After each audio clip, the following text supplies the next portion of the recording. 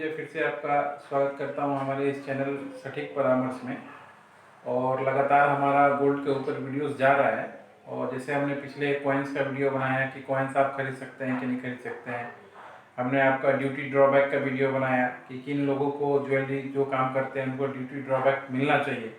तो ऐसा ही एक रिक्वायरमेंट आया था लोगों का, ज्वेलर्स का, कि वो जो है बुलियन जो खरीदते हैं यानी सोने का बिस्किट जो खरीदते हैं वो अभी अधिकतर मैक्सिमम अपने जो लोकल मर्चेंट होते हैं उससे खरीदते हैं। तो कुछ ऐसे लोग हैं जो कैपेबल हैं बल्क में खरीदने के लिए, तो उनका रिक्वायरमेंट था कि हम ऐसा जगह बताइए जहाँ से हम बल्क में गवर्नमेंट से खरीद पाएँ, ताकि उनका ऑथेंटिकेशन भी ठीक हो और गवर्नमेंट द्वारा नॉमिनेटेड एजेंसी हो। तो आज इसी के बारे में हम बताने वाले हैं। HTC जो कंपनी है, star trading corporation India limited के नाम से ये कंपनी जाना जाता है। और ये company government of India, DGFT और RBI से नॉमिनेटेड है गोल्ड का बल्क यानी बुलियंस में डील करने के लिए। तो इसी से रिलेटेड इसका कुछ क्राइटेरिया है, कुछ टर्म्स कंडीशन है जिससे वो मैच कराता है जो बायर होते हैं, और जिसका वो क्राइटेरिया और चीज़ें मैच होती हैं उनको वो ट्रांजैक्शन या डील करता है और हमेशा उनको गोल्ड देता है। तो आइए अपने कंप्यूटर लैपटॉप स्क्रीन पे हम आपको दिखाते हैं कि HTC का ही जो गाइडलाइन है गवर्नमेंट ने उसको दिया हुआ है कि किन लोगों को वो अपने साथ जोड़ सकता है और क्या क्या डॉक्यूमेंट उनको ज़रूरत पड़ेगा ताकि वो उनका एसोसिएट मेंबर बन पाएंगे और उनसे गोल्ड खरीद पाएंगे। तो आइए अपने लैपटॉप स्क्रीन पे हम आपको दिखाते हैं। नमस्कार। नमस्कार दोस्तों, आज हम आपसे बात करने वाले हैं गोल्ड से रिलेटेड बुलियंस डील्स के बारे में कि आप जो भी मतलब आपका ज्वेलरी का शॉप है या गोल्ड का बुलियन का आप काम करना चाहते हैं, तो ऐसे बहुत से लोगों का हमारे पास क्वेश्चन आया हुआ था कि आप थोड़ा सा हमें बताइए कि हमें कहाँ से अप्रोप्रिएट प्लेस है या क्या डॉक्यूमेंटेशन ऐसा लगता है जिससे हम बुलियन खरीद पाएँ, और ऐसा कोई एड्रेस या ऐसा कोई कंपनी का नाम जहाँ पे इंडियन गवर्नमेंट द्वारा अप्रूव किया गया हो कि वो बुलियंस का काम कर पाए और बेच पाए। तो आज इसी सिलसिले में हम आपको गाइड करने वाले हैं HTC कंपनी के बारे में, जिसको star trading corporation of India limited भी कहा जाता है, जो गवर्नमेंट द्वारा और DGFT द्वारा नॉमिनेटेड एक आपका नोटिफाइड एजेंसी है जो बाहर से गोल्ड एक्सपोर्ट इंडिया में करता है। और इंडिया में जो बुलियन मर्चेंट हैं या बहुत बड़े बड़े ज्वेलर्स हैं जो एक्सपोर्ट का काम करते हैं उनको ये सप्लाई देता है।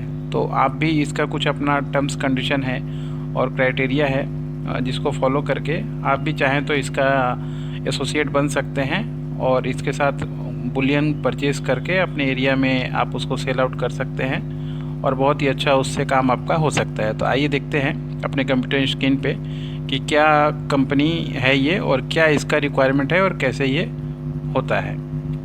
देखिए, ये कंपनी का नाम जैसे हमने बताया star corporation of India limited. Enrolment criteria of empanelment of associate, मतलब एसोसिएट बनने के लिए क्या क्या चाहिए इसमें चाहिए होता है। देखिए, document related to past export of gold jewellery from India, copy of GR revenue, AWG commercial, invoice copy of proof, यानी पहले से कोई जो डॉक्यूमेंट भेज चुका है, ठीक है, यानी गोल्ड का एक्सपोर्ट कर चुका है, तो उसका अगर लास्ट टाइम का जो रिकॉर्ड है जैसे GR हुआ, AWB हुआ या कमर्शियल इनवॉइस हुआ, उसका कॉपी अगर ये इनको देता है तो आराम से ये कर सकते हैं। डोमेस्टिक अगर देता है, डोमेस्टिक काम करता है तो रिक्वायरमेंट नहीं है, अगर फॉरेन में करेगा तो ये डॉक्यूमेंट उसको देना पड़ेगा।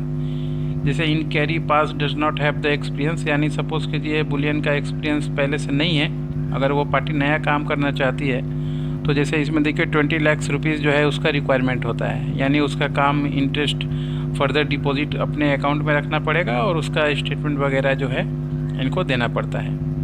उसके बाद देखिए पास्ट 1 ईयर ऑडिट और बैलेंस शीट रिपोर्ट। अगर आप लोकल में सप्लाई कीजिएगा तो आपको ज़रूरत नहीं पड़ेगा, अगर बाहर एक्सपोर्ट में जाइएगा तो आपको अकाउंट का जो ऑडिट रिपोर्ट बोलते हैं वो चाहिए होता है। उसके बाद देखिए इसमें चाहिए होता है current year balance sheet, profit and loss, कि आपने कितना प्रॉफिट एंड लॉस किया। लोकल में कीजिएगा, इंडिया में तो नहीं चाहिए, अगर फॉरेन में कीजिएगा तो चाहिए होगा। उसके बाद कॉपी ऑफ IC यानी एक्सपोर्ट इंपोर्ट कोड जो होता है वो चाहिए होता है। JGEPC का रजिस्ट्रेशन सर्टिफिकेशन चाहिए होता है।